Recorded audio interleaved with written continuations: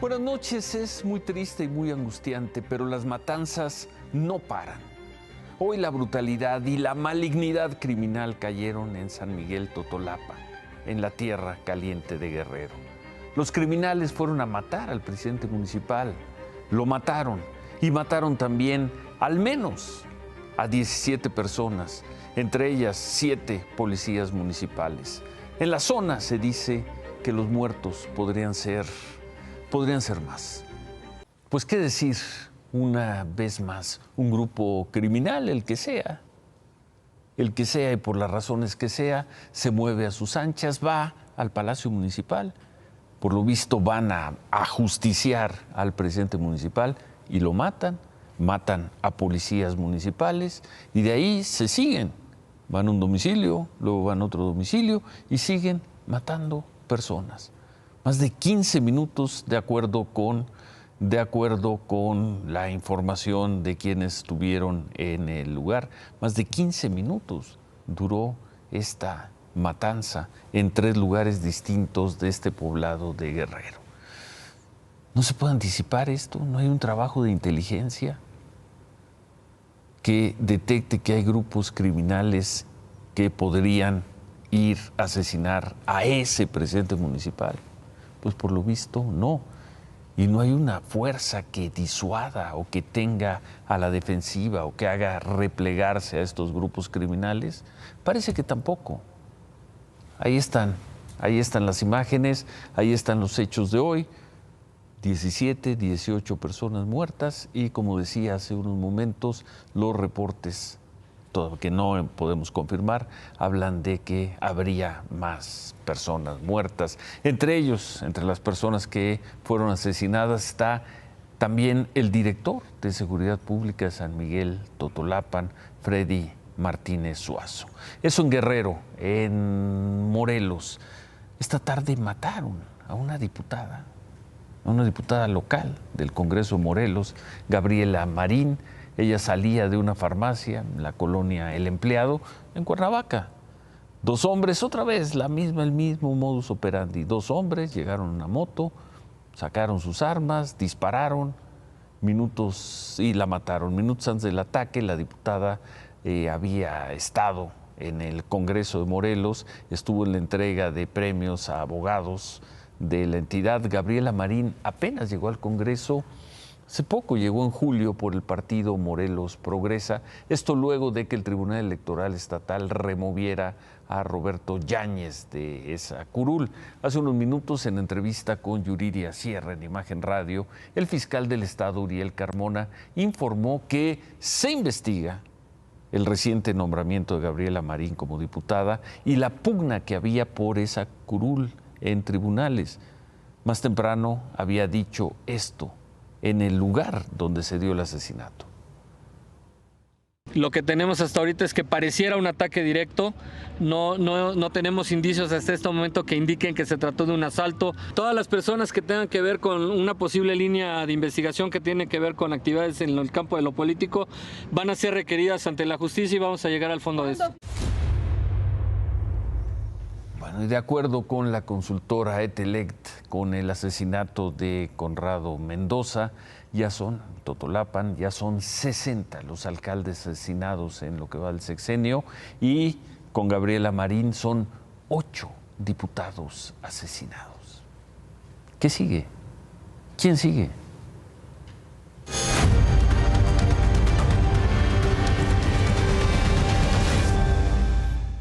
Y bueno, y en las cosas que siguen ocurriendo en la vida pública, apenas el 30 de septiembre terminó la gestión de Francisco García Cabeza de Vaca como gobernador de Tamaulipas. El sábado, 1 de octubre, tomó posesión el nuevo gobernador, Américo Villarreal, y hoy se conoció que un juez federal reactivó la orden de aprehensión que se mantenía contra el exgobernador, contra Francisco García Cabeza de Vaca. Incluso el Instituto Nacional de Migración ya emitió una alerta para que se le busque fuera de México. No te escondes, no te evades, no te vas. Aquí he estado, aquí voy a seguir estando. Jamás, siempre he dado la cara. No se iba a ir de México desde hace 8 días. Hoy el Instituto Nacional de Migración emitió una alerta a nombre de Francisco García Cabeza de Vaca. ¿Qué es esto? Verificar, registrar e informar sobre los movimientos de ingreso o salida de territorio nacional del exgobernador de Tamaulipas. ¿Por qué? Porque la Fiscalía General de la República cuenta con una orden de aprehensión en su contra por los probables delitos conocidos desde febrero de 2021, cuando solicitó la declaración de procedencia a la Cámara de Diputados. Delincuencia organizada, operaciones con recursos de procedencia ilícita y defraudación fiscal equiparada. La alerta migratoria llegó demasiado tarde. Fuentes federales confirmaron a Imagen Noticias que el 28 de septiembre, Francisco García Cabeza de Vaca salió del país vía Texas y seguramente cruzó la frontera sin contratiempos. Es ciudadano estadounidense. Este tuit del 3 de octubre en el que dice que está descansando y atendiendo su rancho en Tamaulipas parece que era para distraer una cacería que ya había iniciado. Sus abogados dijeron hoy que una nueva orden de aprehensión debió de haber sido solicitada con base en hechos y datos de pruebas sesgados e incompletos, de forma desleal y parcial. Pero la Fiscalía General de la República responde en los hechos que a sus ojos el exgobernador es culpable. Desde el sábado, Tamaulipas desmontó el azul y se pintó de guinda. La paleta de colores del estado cambió junto con sus personajes. Hoy, los que gobernaban son los nuevos perseguidos, y los que llegaron a gobernar ofrecen aplicar a secas la dura lex. Esta historia parece apenas comienza. ¡Américo Villarreal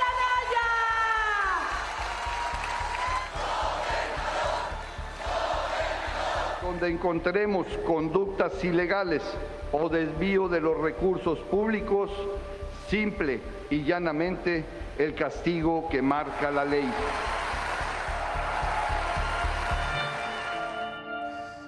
Estaba cantado que la autoridad de Tamaulipas iría tras el exgobernador García Cabeza de Vaca.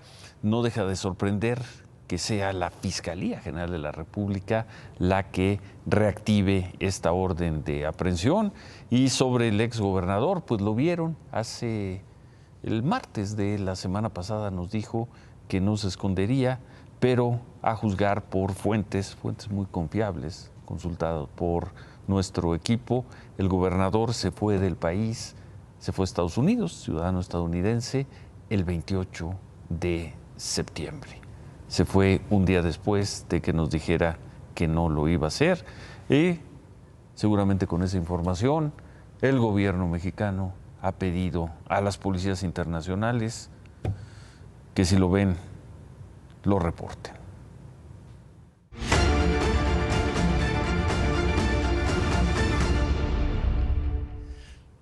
A ver, vamos a ver esta historia porque se ha discutido mucho ayer, hoy, de si el ejército hace trabajos de inteligencia o trabajos de espionaje. Los comisionados del Instituto Nacional de Transparencia del INAI hablaron hoy sobre el hackeo a la Secretaría de Defensa Nacional, catalogaron el hackeo, este hackeo del grupo Guacamaya, como algo inquietante, preocupante.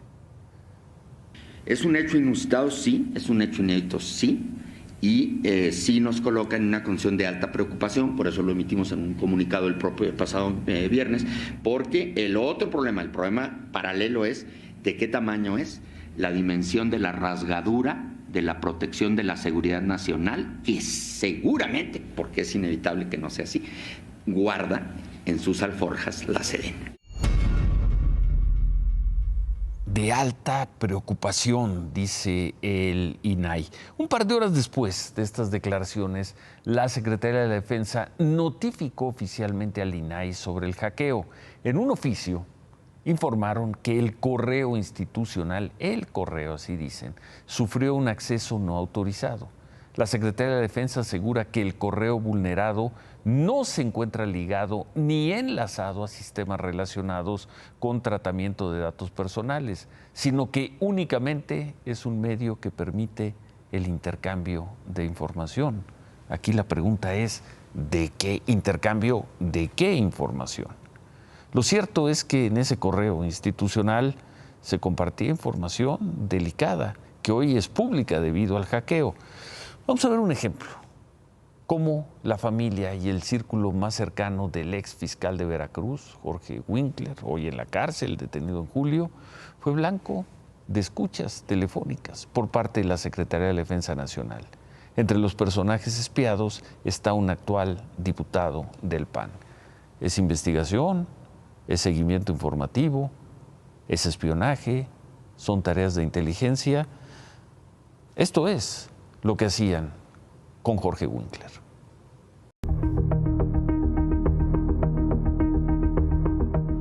Un organigrama contenido en los correos hackeados a la Sedena muestra los números de teléfonos del círculo más cercano al exfiscal de Veracruz, Jorge Winkler, su esposa, sus 3 hijos, incluido un menor de edad, así como su madre, hermanos y una mujer identificada como su amante.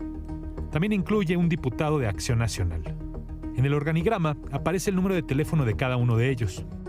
Los documentos incluyen transcripciones de mensajes entre Jorge Winkler y su hijo en Signal, una aplicación de mensajería especializada en cifrar mensajes para no poder ser espiados. La Sedena pudo obtener las conversaciones e incluso fotografías y audios que Winkler le mandó a su hijo de una persona que lo llevaría a verlos. Hoy no creo, gallo, sería mañana, pero así ahorita, así de repente ahorita irnos, no, güey. De hecho voy a recoger unas cosas y me tardo como 1 hora y media, algo así. Y luego pues ya. Si gustas mañanita en la mañana, te paso a recoger temprano. De poderte llevar te puedo llevar, gallo, más noche, pero pues ya me regreso bien noche, güey, ando llegando aquí como a la 1 o 2. Y luego mañana a las 6 otra vez. Identificado como caso Búho en otro correo, se encuentra una transcripción de una llamada intervenida en el teléfono del hijo de Jorge Winkler, llamada que tuvo con un hermano del exfiscal de Veracruz. En esa llamada, el hijo de Winkler pregunta por el estado de su padre y si pronto los verá. El hermano del exfiscal le asegura que así será, que pronto se podrán ver. Los correos también contienen información de rastreos vía GPS que hicieron a los celulares del hijo de Winkler y a la mujer identificada como su amante. El informe final de inteligencia señala que hay pretensión del blanco de pasar las vacaciones de verano con su familia y que se ubique en un lugar cercano a ellos. Los correos que contienen esta información datan del 15 de junio, prácticamente un mes antes de la detención de Jorge Winkler. Ahí está la información, repetimos, lo dijimos ayer, lo dijimos el lunes, esas tachaduras que ven en negro las hacemos nosotros para proteger la identidad de las personas que aparecen en este caso, en los textos, en la transcripción de las conversaciones. Pero el material que está ahí en el ciberespacio trae todos los nombres, todos los datos, las direcciones, los teléfonos. Y por lo demás también esta nota probaría que, pues cuando menos para el ejército mexicano, el sistema de comunicación de Signal no es invulnerable. Claudia, buenas noches. Ciro, buenas noches. También seguramente recuerdas cómo el martes de la semana pasada veíamos esta imagen. Un lamentable momento protagonizado por Daniel Tabe, empresario y padre del alcalde de Miguel Hidalgo, Mauricio Tabe, quien amenazó así a los empleados del Instituto de Verificación de la Ciudad de México que acudieron a clausurar su taquería, Don Heraki, en la colonia Escandón. Se inició ya un proceso penal en su contra y hoy el señor Tabe, o por lo menos un juez, le ordenó ser vinculado a proceso por tentativa de homicidio calificado. Por lo tanto, a Tabe no le queda más que permanecer en prisión preventiva domiciliaria por lo menos un mes en lo que se realiza esta investigación complementaria. ¿Tentativa de homicidio? Tentativa de homicidio. Híjoles. Bueno, ¿qué más? Pues anoche hablábamos de que falleció en el reclusorio norte Jesús Hernández Alcocer, este presunto asesino de la cantante, su exesposa Irma Livia, ocurriendo en el restaurante Suntory de la Colonia del Valle. La Secretaría de Seguridad Ciudadana confirmó que murió la mañana de ayer tras ser llevado al servicio médico porque dijo sentirse mal, cosa que ya habíamos también compartido ayer en este espacio. Pero la Fiscalía de Justicia de la Ciudad de México informó también que se le hizo ya la necropsia en el Instituto de Ciencias Forenses y se determinó que murió por causas naturales, tal y como lo dijo ayer la secretaria, jefa de la Ciudad de México, Claudia Sheinbaum. Bueno, ayer expusimos este video, el caso de la diputada trans de Morena. Video que tuvimos que tapar completamente. Por supuesto. Una escena de sexo oral que le está practicando la diputada a una persona. A una persona, a un hombre, a quien denomina su cliente. Bueno, después de haber visto este video, hoy, por cierto, hablamos con la diputada, la entrevistamos, vino aquí al canal, a Imagen Noticias, así es, porque hay que recordar también que muchos diputados exigían su dimisión. Y le preguntamos por qué lo hacía. Pues esto nos respondió. Mi cuerpo es mío, no le pertenece a la Cámara de Diputados. Es más, mi cuerpo es tan mío y tan autónomo que no le pertenece al pueblo de México. Me preguntas, ¿por qué haces esto? Te decía, primero, por ejercer mis derechos. Dos, por salir de un closet. Porque podemos ser putas y podemos también tener derecho a votar y ser votadas. Soy mujer, soy trans, vivo con VIH, soy morena, ejerzo el trabajo sexual. Y si por esto hoy me van a retirar este cargo, eso sí sería violar mis derechos. Yo no estoy pensando en renunciar a Morena. El que yo haga esto no me denigra y no significa que esto deba opacar ni hacer a un lado mi labor legislativa.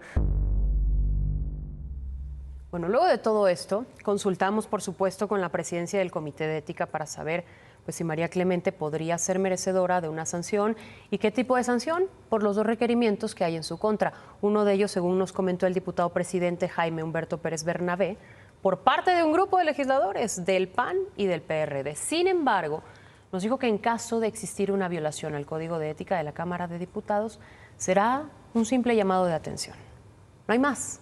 Y será decisión de María Clemente asumir la responsabilidad o no, porque está en su derecho. Prohibírselo no pueden, suspenderla o retirarle el cargo tampoco. Sería violar mis derechos humanos, mis derechos constitucionales, mis derechos políticos electorales, y de perpetuarse se estaría dando un mensaje absolutamente negativo y nocivo de cómo está la situación de los derechos humanos de las personas trans y de las trabajadoras sexuales y trabajadores sexuales en México.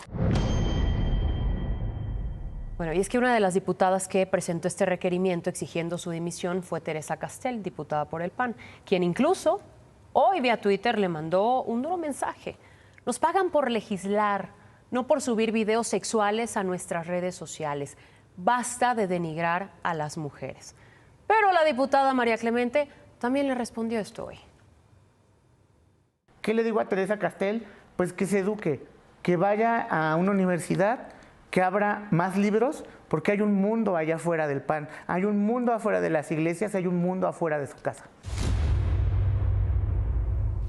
Bueno, hoy por cierto también la diputada presentó una iniciativa ante la mesa directiva de la Cámara Baja con la que pues, pretende reformar la Ley Federal del Trabajo en su artículo 353 en materia de trabajo sexual para que se reconozca y se proteja como una actividad lícita la prostitución ejercida en la vía pública, establecimientos o medios digitales de manera libre, voluntaria, autónoma, consentida y sin coerción entre personas mayores de 18 años, claro, porque toda persona trabajadora sexual tiene derecho a no ser discriminada por su actividad laboral. Iniciativa que, por cierto, va a ser pública hasta el día de mañana y compartió con nosotros. Tiene. A ver qué se... Oye, una pregunta, porque vimos el video, desde luego, sin esta protección con la que hemos transmitido.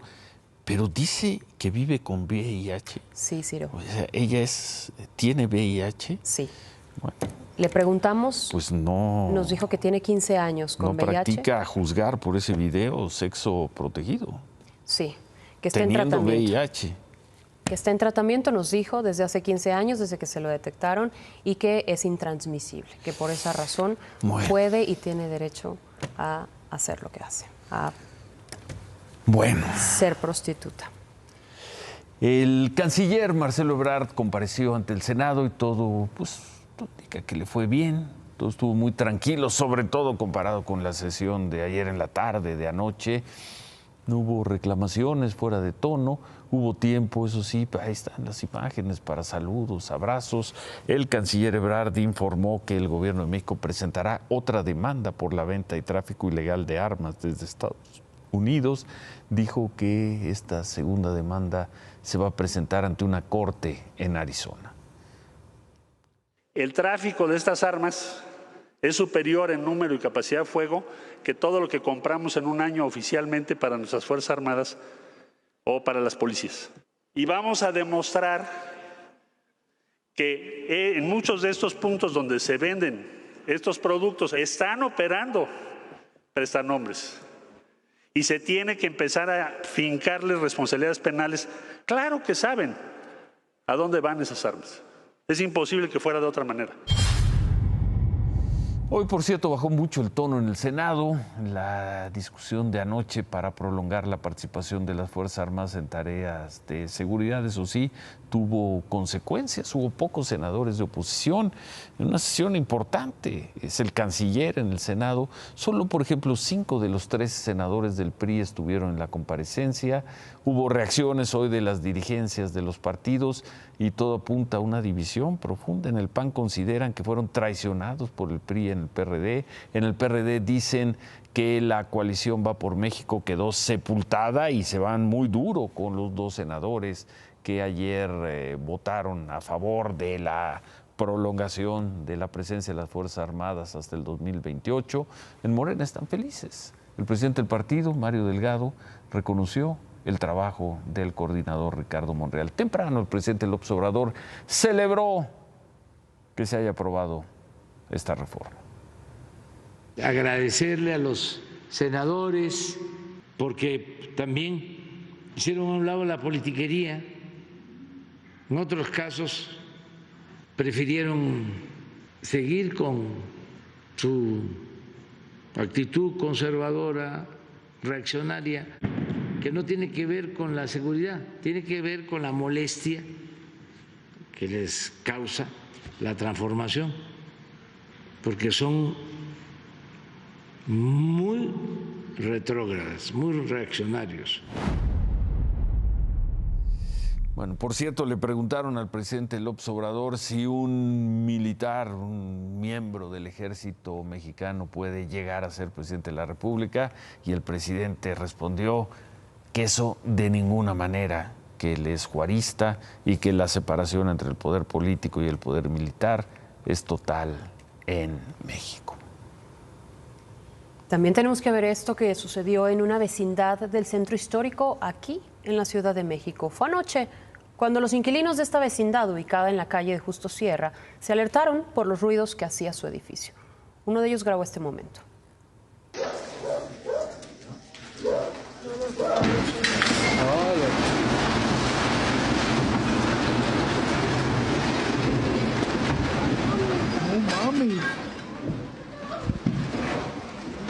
No mames. Se desplomó el techo de uno de los departamentos. Una persona aquí resultó lesionada porque al entrar a rescatar a su perro se derrumbó una barda y quedó atrapado entre los escombros. Las autoridades evacuaron a 40 inquilinos. ¿Y por qué ocurrió el derrumbe? Por la falta de mantenimiento. El inmueble está considerado de alto riesgo, por lo que el gobierno capitalino ahora sí estudia la posibilidad de expropiarlo y reconstruirlo. En otras cosas, la Fiscalía General de la República nombró al abogado Rosendo Gómez Piedra como nuevo titular de la Unidad de Investigación y Litigación del caso Ayotzinapa. El señor Gómez Piedra fue presidente del Tribunal de Conciliación y Arbitraje de Tabasco durante el gobierno de Adán Augusto López. También trabajó en la Secretaría del Bienestar y en el Fonatur. Será quien sustituya a Omar Gómez Trejo, quien renunció la semana pasada luego de mantener diferencias con el fiscal Alejandro Gertz Manero. Cuando menos con el fiscal, y quién sabe con cuántas personas más. Gracias, Claudia. Sí, no me puedo ir. No me puedo ir, por lo menos no, hasta no compartir lo que dijo también el presidente López Obrador esta mañana desde Palacio Nacional en torno a la propuesta del Parlamento Europeo para que el Premio Nobel de la Paz le sea entregado este año al presidente de Ucrania, Volodymyr Zelensky, y al pueblo ucraniano por su resistencia a la invasión rusa. ¿Que no hay otros? Cuestionó el presidente, pero también dijo esto. Todo respeto del Parlamento Europeo. proponiendo como candidato a Nobel de la Paz al presidente de Ucrania, independientemente, pues, si participamos a favor de uno o de otro, como uno de los actores en el conflicto, en la guerra, va a recibir el Nobel de la Paz. Y en esta, quizá el tiempo le termine dando la razón al presidente López Obrador, porque hay una enorme simpatía de Occidente con los ucranianos, pero el presidente Zelensky actuó para evitar esa guerra. Quedará esa pregunta. Hoy parece una pregunta impertinente, pero creo que cuando se revise este conflicto con menos pasión, quizá la historia no sea tan benevolente con Zelensky. Seguramente. Ese personaje simpático y atractivo que sale en los medios. Hasta en las mejores revistas, pero seguramente no, y el viernes sabremos quién se lleva este premio Nobel de la Paz. Gracias a ti, Ciro. Buenas Claudia. noches. El director del INSABI, Juan Antonio Ferrer, compareció hoy ante la Comisión de Salud de la Cámara de Diputados y ahí dijo que la compra de medicamentos ya no es un problema para México y que por eso ya no se va a renovar el contrato que se hizo con la Oficina de las Naciones Unidas. Ya no hay problema de medicamentos en México. Esa sí que es una nota. Les aseguro que el país cuenta con todos los medicamentos. Ahora estamos trabajando en mejorar la distribución para que esos medicamentos lleguen al paciente. Necesitamos que los medicamentos no se queden en los almacenes y en las manos de quienes no lo requieren. Entonces ya no hay problema de medicamentos. Ya están todos los medicamentos. El problema es la distribución. ¿Cuál es la diferencia, señor Ferrer, si los medicamentos no están esta noche en donde tendrían que estar? ¿Cuál es la diferencia?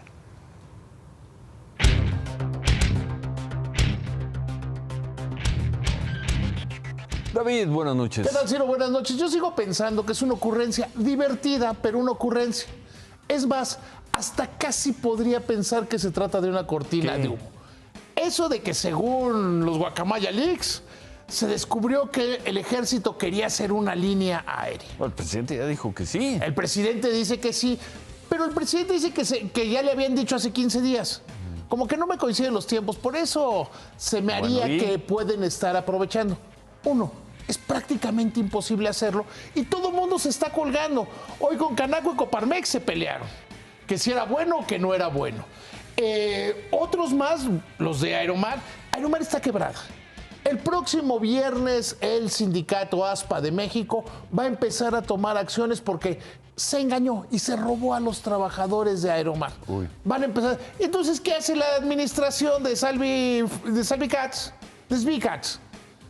Pues se las avienta al gobierno. Dice, ay, digan que el gobierno se la quiere quedar. Pues no, que el gobierno no va a rescatar empresas. Todavía en estos días el presidente volvió a decir, no vamos a rescatar empresas. Sí, se quedan con Aeromar el gobierno. ¿Y se la dan al ejército? Y se la dan al ejército, es un rescate. Como tipo Fobaproa. ¿Y eso es posible? Todo es posible en este mundo, pero no la veo probable. Tampoco veo probable que hagan la línea. Viola el artículo 129 de la Constitución, que eso pues no es problema. Viola la ley de competencia, que parecía que tampoco es problema, pero no tiene sentido. El punto aquí tiene que ver con el sentido común, que ese sí no lo pueden violar. Haces una línea aérea para volar a donde no vuela nadie, donde no hay destinos. ¿Va a tener rentabilidad? ¿O va a ser como otro aeropuerto internacional? El presidente dijo hoy que las utilidades serían para las pensiones. A ver. Si es que hay utilidades algún día. Entonces vas a generar un problema tratando de resolver un problema. Hoy las pensiones del ejército están garantizadas en el presupuesto de la Federación. Si dices, voy a garantizarles las pensiones a los militares con una empresa, quiere decir que si hay pérdidas, los militares las van a poner. Van a querer los militares que les quiten la pensión ya garantizada, sin duda, no van a querer. para entrar a otra cosa. Entonces, insisto, es una ocurrencia divertida, parece más una cortina de humo divertida, pero no va a cuajar. Bueno, remátala, David. El Bester Gordillo sigue viva y triunfando. Le acaba de ganar un juicio al Servicio de Administración Tributaria de 10 millones de pesos. Javier.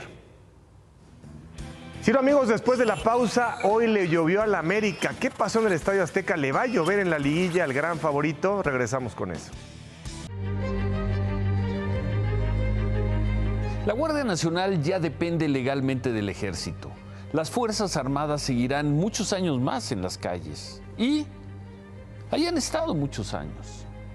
La carnicería, porque eso fueron esas ejecuciones, una carnicería. La carnicería de Totolapan este miércoles y el asesinato de una diputada en Cuernavaca vuelven a probar que los criminales hacen lo que se les pega la gana desde hace mucho y cada vez más. Nadie podía anticipar con inteligencia esas masacres y ajusticiamientos. Nadie puede debilitar a las bandas asesinas. Por lo visto, uno y otro día, una y otra noche, no pueden. Nadie lo hace, nadie puede y quizá nadie quiere. México 2022, el país de los minutos de silencio y las promesas de que no habrá impunidad. Aunque la impunidad campee todos los miércoles y jueves y sábados y domingos por gran parte del territorio nacional. ¡Qué tragedia! Buenas noches y como sea, ánimo.